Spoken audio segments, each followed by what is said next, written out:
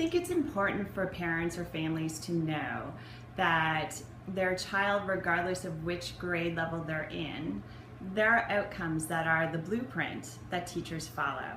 And no child is ever held back. Our purpose, our goal is to actually meet them where they're at and bring them along and add to their skill level, add to their knowledge. A combined classroom looks like any other classroom.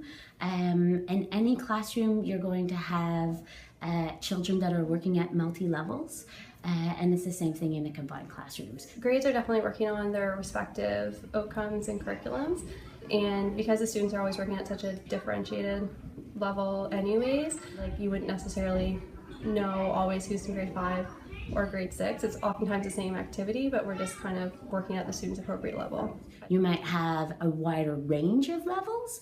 We do whole group lessons, and then the children work at where they can read independently. So in a regular classroom or in a combined classroom, that doesn't really matter. It's the exact same thing. So whenever I could overlap the curriculums, I did. As long as I'm, presenting the outcomes the way I'm supposed to and making sure that they're following up with the work and the review and asking questions and working in groups and, individually, I didn't see that there was a problem to meet the outcomes.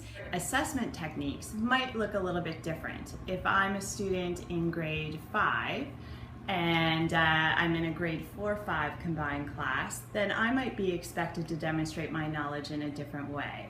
And so teachers have a whole toolbox of assessment strategies. They can be doing observations, discussions, presentations, different ways that the student is using technology to integrate into their knowledge and understanding.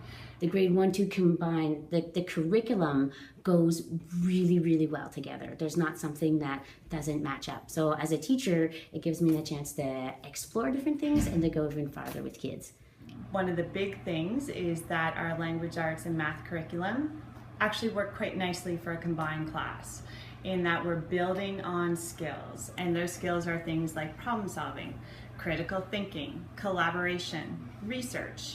Kids could be working on a different topic, but actually learning the same skill.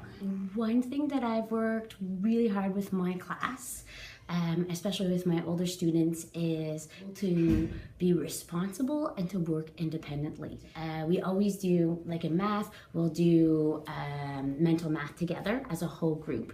And then I do a mini lesson with the grade 1s, and then we switch. So then the grade 1s are doing something that they can do independently, and then I do a mini lessons with the grade 2. So all of the outcomes are addressed. It doesn't matter if you're in grade 1 and grade 2.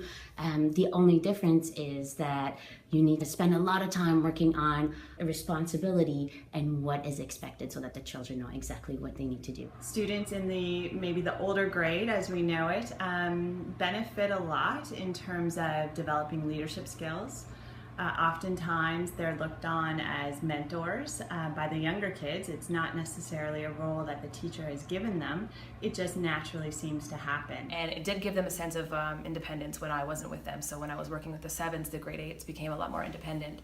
And when I was working with the grade 8s, the grade 7s became more independent, which I thought was a very positive thing about it.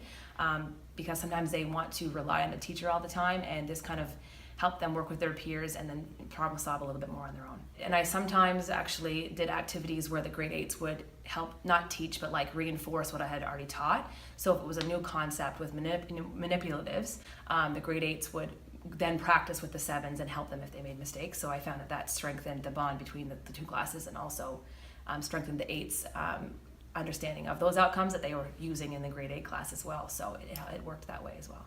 I noticed it does create a nice sense of community within the classroom, because the grade 5s kind of have the opportunity to gain confidence with the older students, and the grade 6s really see themselves as role models to younger students, and they take that responsibility quite seriously. So it works in the classroom and outside as well. My message to parents is, combined classes are a great thing. They are getting to know other kids from different backgrounds, different experiences, and we see the benefits of that out on the playground, where kids are taking care of each other, kids are being more inclusive in terms of the games that they're playing.